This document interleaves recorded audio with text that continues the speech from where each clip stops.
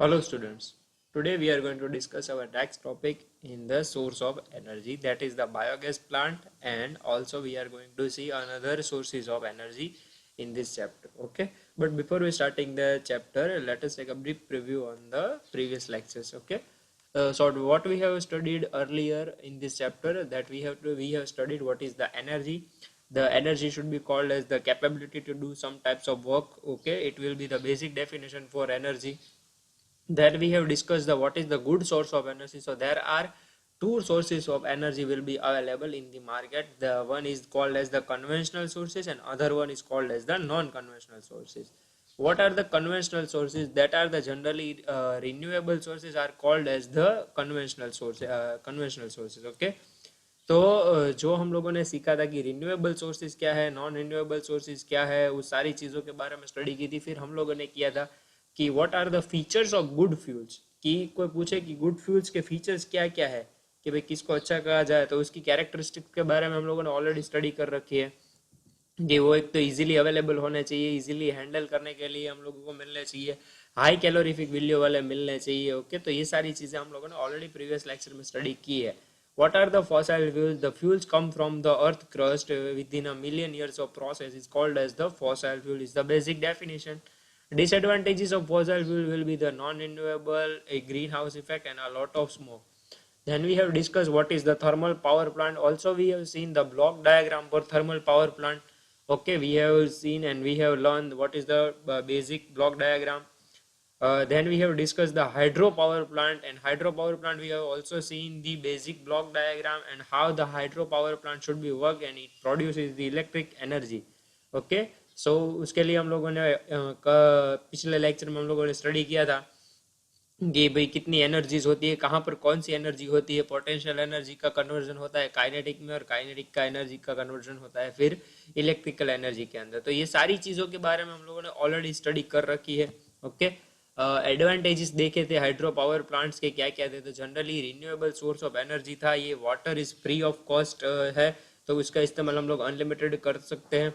इसके अंदर की जो एनर्जी है उसका भी इस्तेमाल हम लोग कर सकते हैं. ओके, डिसएडवांटेजेस भी हम लोगों ने देखे थे कि इसका कॉस्टली ये बहुत पड़ जाता है हम लोगों को बनाने के लिए.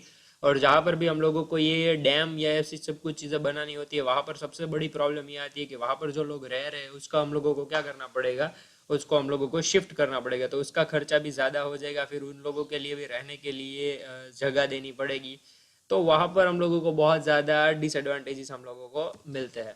फिर हम लोगों ने देखा था कि बायोमास के अंदर वुड, चारकोल और काउ डंग का इस्तेमाल किस तरह से हम लोग कर सकते हैं. ओके, अब आज हम स्टडी करने वाले हैं बायोमास के अंदर बायोगैस प्लांट के बारे में. ओके, तो सबसे पहले बायोगैस प्लांट जो है वो यहाँ पर है, आप लोगों की स्क्रीन के ऊपर यहाँ साइड में आप लोगों को दिख रहा है.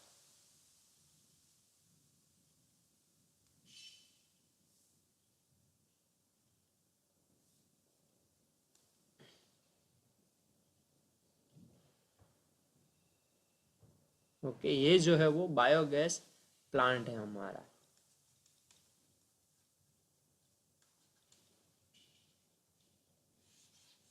और ये पूछा जा सकता है एग्जाम्स के अंदर. ओके, शायद ये 3 मार्क्स में भी पूछा जा सकता है, तो इसको हम लोगों को लर्न करना है. बहुत ही इंपॉर्टेंट है, board of point of view से कह रहा हूँ, बहुत ही आईएमपी है ये. ओके, अब बायोगैस प्लांट, तो सबसे पहले हम लोग ये डायग्राम्स को देख लेते हैं कि इसमें कौन सी जगह पर क्या है. तो जनरली क्या होता है कि बायोगैस प्लांट जमीन के अंदर हम लोग बनाते हैं, तो ये जमीन के अंदर का सारा हिस्सा है. ओके, फिर यहाँ से स्लरी, स्लरी यानी कि हमारा जो कचरा या फिर वेस्ट मटेरियल जो हम लोग बायोगैस के अंदर डालने वाले हैं, जैसे कि काव डंग हो गया, फिर दूसरी सारी चीजें हो गई, उसको मिक्स करके फिर स्लरी बना के हम लोग कहाँ पर डालते हैं, यहाँ से हम लोग डालते हैं. ओके, तो स्लरी जो है यहाँ से निकलेगी, फिर क्या होगा, वो सॉइल के साथ मिक्स होकर फिर कहा जाएगी बायोगैस प्लांट के अंदर. ये जो जगह है पूरी की पूरी, ये जो जगह आप लोगों को दिख रही है वो पूरी की पूरी जगह वो कहते हैं डाइजेस्टर. डाइजेस्टर यानी कि उसका काम क्या है, तो वहां पर किसी चीज को डाइजेस्ट करना है, यानी कि ये सारी चीजें जो स्लरी, सॉइल, ये सारी चीजें मिक्स जो हुई है, वो सारी चीजों को उसको क्या करना है, डाइजेस्ट करना है, डीकम्पोज करना है. सबसे बड़ी प्रोसेस यहाँ पर क्या होती है, डीकम्पोजिशन की प्रोसेस होती है. ओके, डीकम्पोजिशन की प्रोसेस यहाँ पर होती है. तो डीकम्पोजिशन के प्रोसेस के बाद ये जो होता है वो क्या करता है, वो एक गैस रिलीज करता है, जो गैस कहाँ से निकलता है, तो वो गैस यहाँ पाइपलाइन से निकल कर फिर क्या होता है, यहाँ से बाहर निकलता है। जनरली इसके अंदर कौन से गैसेस प्रोड्यूस होते हैं, तो इसके अंदर मीथेन और CO2 जैसे गैसेस जो है वो प्रोड्यूस होते हैं। तो इस वजह से इस सारे गैसेस का प्रोडक्शन के लिए हम इसका इस्तेमाल करते हैं, और इसके लिए इस्तेमाल हम लोग बायोमास का करते हैं। तो बायोमास की वजह से जो गैस प्रोड्यूस हुए हैं उसको हम क्या कहेंगे, बायोगैस कहेंगे। Okay,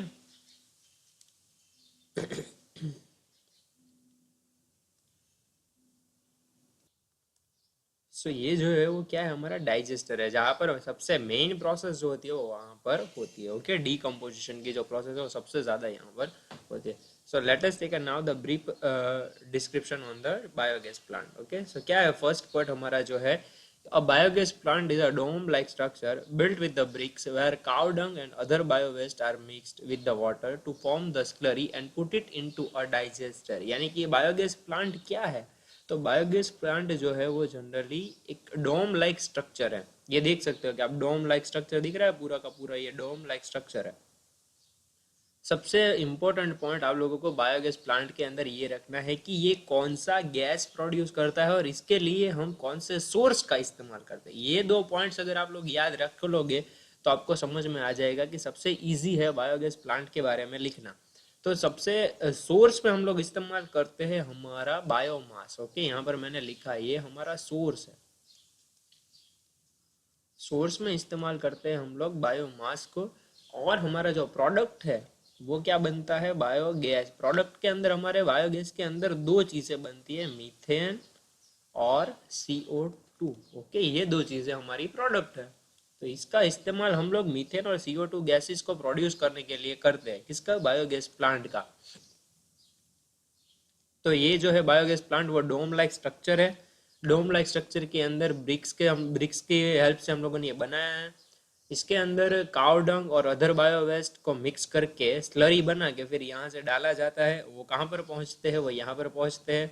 water to form the slurry and put it into the digester. The digester is sealed with the chamber with anaerobic bacteria. Anaerobic respiration होता है भाई इसके अंदर। याद है आप लोगों को रेस्पिरेशन का चैप्टर जब भी मैंने करवाया था तो मैंने बोला था,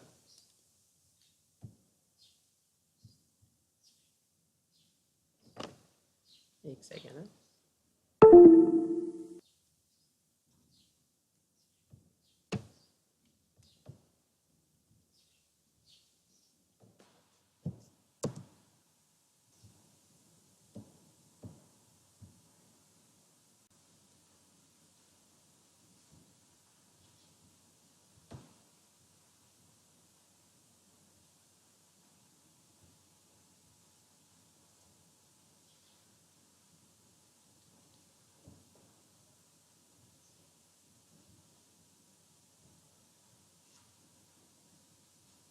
Okay.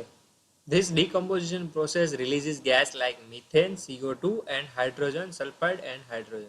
So as we already know it that this in this decomposition process, मतलब यहाँ पर जो decomposition की process होती है, किसकी process होती है, so बायोमास की process होती है। तो बायोमास की process की वजह से क्या होता है कि सारी चीज़ें यहाँ पर डिकम्पोज होती है, and then this decomposition will take a place, and after that the gas will be released. This gas will be called as the methane and CO2, as we already studied in the previous lecture or previous sentence. Okay,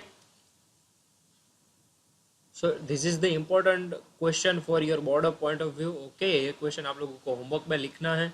okay, question मैं यहाँ पर लिख देता हूँ। Question 1 आज का homework जो है, एक्सप्लेन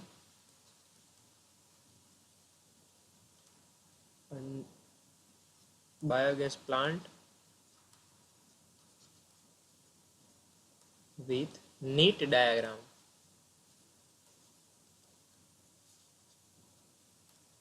ओके, अब बात करते हैं विंड एनर्जी के बारे में। विंड एनर्जी क्या है, सो जनरली हमारी जो एयर की एनर्जी है उसका हम लोग यूटिलाइजेशन करें, और उसका यूटिलाइजेशन करके फिर उसमें से अगर इलेक्ट्रिसिटी को प्रोड्यूस करें तो हम लोगों को क्या कह सकते हैं, विंड एनर्जी जो है उसका इस्तेमाल किया कह सकते हैं। ओके, सो सबसे पहला पॉइंट है कि eco friendly efficient source of energy, यानी कि ये ना इसमें कोई पॉल्यूशन होता है ना इसमें कुछ प्रॉब्लम होता है, और ये इको फ्रेंडली है। ओके, बहुत ही हम लोगों को कुछ इससे कुछ नुकसान नहीं होता है। और फिर भी इसमें एनर्जी जो रही हुई है उसको क्या कहते हैं हम लोग, विंड एनर्जी कहते हैं। ओके, और ये नेचुरल रिसोर्सेज है तो ये खत्म भी नहीं होगा। Okay, wind is the natural phenomena caused by the pressure of differential due to unequal heating on the surface of the earth. It is harnessed in the form of kinetic energy. Generally क्या होता है कि इसके अंदर जो energy होती है वो कौन सी एनर्जी होती है, क्योंकि एयर के सारे जो पार्टिकल्स होते हैं वो क्या करते रहते हैं, कंटिन्यूअसली मूव करते रहते हैं। ओके, तो मूव करते रहते हैं, मैंने बोला था कि जो मूविंग वाली एनर्जी उस एनर्जी को हम लोग क्या कहेंगे, काइनेटिक एनर्जी कहेंगे। ओके, तो एयर के अंदर जो एनर्जी होगी वो कौन सी होगी, काइनेटिक एनर्जी रही हुई होगी। तो ये काइनेटिक एनर्जी जो होगी वो कहाँ पर आएगी, तो वो विंड मिल के ऊपर आएगी। विंड मिल के यहाँ पर जो हम लोगों को दिख रहा है उसके ऊपर क्या करेगी, वो विंड मिल के ऊपर एनर्जी टकराएगी और ये रोटेट करेंगी। तो ये रोटेशन जब भी स्टार्ट होगा तो वो काइनेटिक एनर्जी का क्या कर देगा, कन्वर्जन कर देगा इनटू द मैकेनिकल एनर्जी, और मैकेनिकल एनर्जी कन्वर्ट होगी जनरेटर के थ्रू। यहाँ पर जनरेटर जॉइंट होगा। ओके, तो जनरेटर के थ्रू क्या होगा, फिर मैकेनिकल एनर्जी जो है वो इलेक्ट्रिकल एनर्जी के अंदर कन्वर्ट हो जाएगी। Okay, wind energy is harnessed by rotatory structure known as the windmills. तो विंड एनर्जी को हम लोग यूटिलाइजेशन कैसे कर सकते हैं, तो उसका यूटिलाइजेशन करने के लिए हम जो रोटेटरी स्ट्रक्चर यूज करते हैं, जो विंड मिल्स का इस्तेमाल हम लोग करते हैं, वो क्या है, वो रोटेटरी स्ट्रक्चर है। किसके लिए रोटेटरी स्ट्रक्चर है, तो वो हम लोगों को इलेक्ट्रिसिटी प्रोड्यूस करने के लिए हम लोगों ने रोटेटरी स्ट्रक्चर्स बनाए हुए हैं। Okay, they have the huge blades or fans attached very high on the rigid support that is attached to turbines that rotates due to the high speeds of wind and generate electricity। तो इसका भी हम लोग एक block diagram draw कर सकते हैं। यहाँ पर से चलो ब्लॉक डायग्राम ड्रॉ करते हैं हम लोग। ओके, सो फर्स्ट पॉइंट हमारा है कौन सी एनर्जी का इस्तेमाल करेंगे, कौन सी चीज का इस्तेमाल करेंगे, तो एयर का इस्तेमाल करेंगे। अब एयर में कौन सी एनर्जी होगी, तो काइनेटिक एनर्जी होगी। काइनेटिक एनर्जी से हम लोग क्या करेंगे, रोटेट करवाएंगे। क्या करवाएंगे, रोटेट करवाएंगे। किसको रोटेट करवाएंगे भाई, रोटेट एक ही चीज को करवाना है हम लोगों को, सारी चीजों को ले कहां पर जाना है, टरबाइन। Rotate turbine. अब टरबाइन जब भी घूमेगा तो उसके अंदर कौन सी एनर्जी जनरेट होगी, मैकेनिकल एनर्जी जनरेट होगी। तो मैकेनिकल एनर्जी जनरेट होगी। और अब यहाँ पर क्या होगा, टरबाइन के साथ साथ अब तो आप लोगों को पता चल ही गया होगा कि जनरेटर पे सर आने वाले हैं। तो जनरेटर जो है वो क्या कर देगा, मैकेनिकल टू इलेक्ट्रिकल में कन्वर्ट कर देगा, और यहाँ पर से फिर डिस्ट्रीब्यूशन होगा।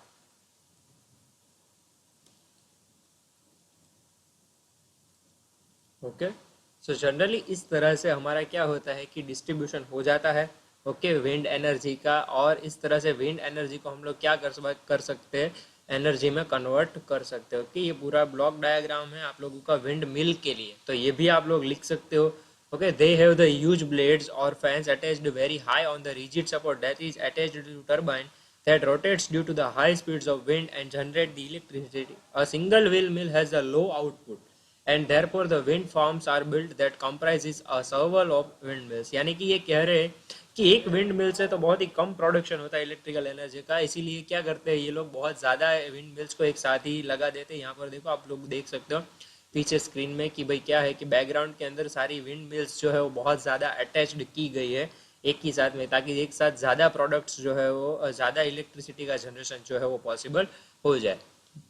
ओके, तो आज का क्वेश्चन नंबर 2 जो है आप लोगों को होमवर्क में लिखना है, how wind energy is useful to us and explain windmills with block diagram।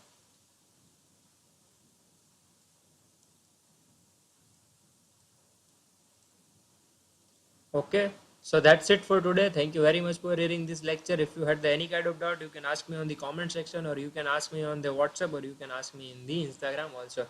Till then, bye bye everyone, and take care of yourself.